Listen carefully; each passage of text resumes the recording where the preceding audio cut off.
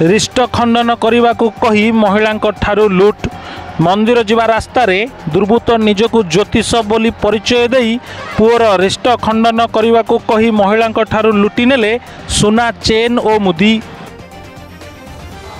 एहीपरि एक घटना घटी राउरकेला सहर बिश्रा डाहार अंचल शिक्षिता महिला स्थानीय श्याम मंदिर को पूजा करने को जाउथबा समय रास्तार जड़े अजणा व्यक्ति निजकू ज्योतिषर परिचय दे तांको पुअर भाग्य खराब अछि एवं रिष्ट खंडन करने को कही अटकाई थिले।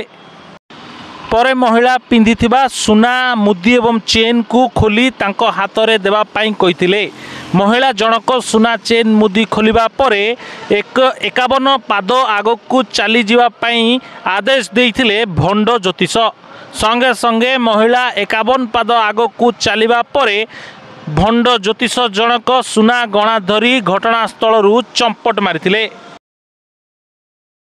तबे लुट्र शिकार होइथिबा महिला जने उच्च शिक्षित एवं संभ्रांत परिवार बोली जना पड़ी। बारंबार गणमाध्यम एवं पुलिस सरकार पक्षरु सचेतनता करा जाउथिले मध्य एभली अंधविश्वास पाई दिन को दिन ठकामीर घटना अधिक देखिबा पाई मिलुछि। स्मार्ट सिटी राउरकेला रे केबे साधारण लोके स्मार्ट हेबे एवं शिक्षित लोक माने स्मार्ट हेबे याकू नहीं उठिछि प्रश्न।